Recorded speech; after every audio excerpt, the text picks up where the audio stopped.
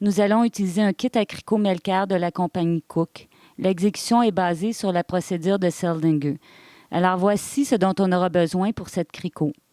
Un bistouri, une seringue de 6 ml,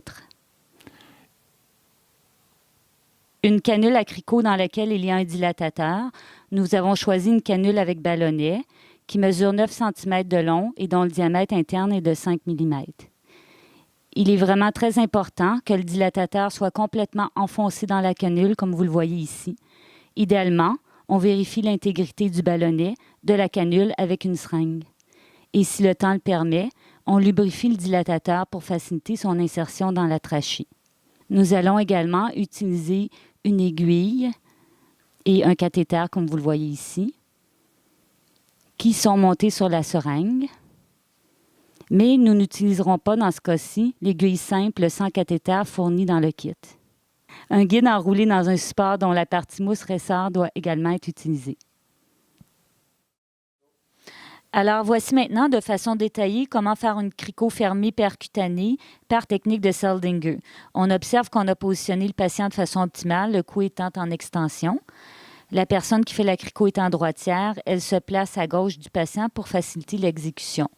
Quand on commence à faire la technique, il est vraiment important de prendre soin de palper les repères anatomiques pour repérer la membrane cricothyroïdienne qui constitue la cible visée pour faire la cricot.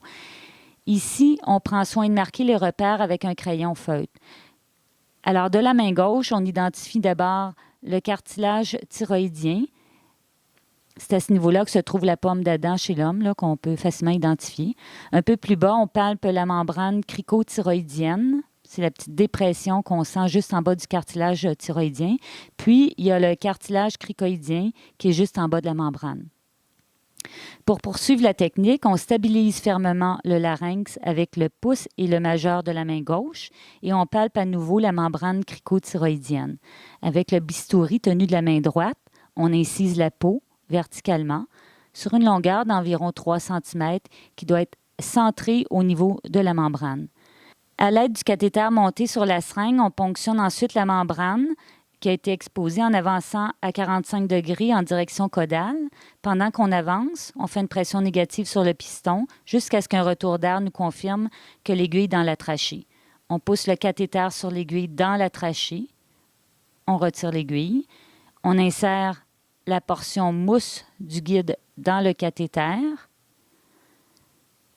Et on pousse le guide d'environ 15 cm dans la trachée.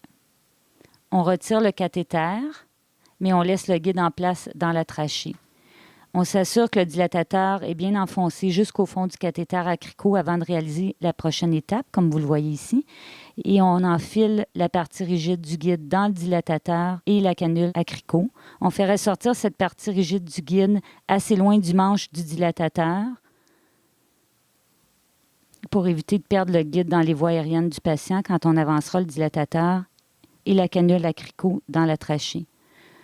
On prend soin de pousser fort le dilatateur et la canule à cricot dans la trachée en suivant le guide comme conduit d'insertion et on voit qu'on a stabilisé le larynx en faisant la technique. On retire le guide et le dilatateur en bloc.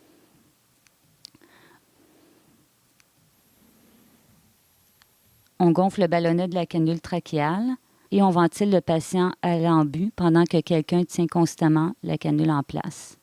Il doit s'agir du travail spécifique d'une personne désignée pour éviter que la canule sorte de la trachée accidentellement.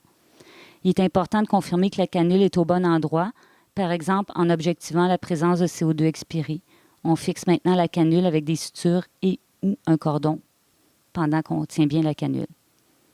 Revoyons l'exécution d'une cricot fermée percutanée par technique de Seldinger sans narration pour vous montrer jusqu'à quel point cette technique peut être faite facilement et rapidement quand on sait comment s'y prendre.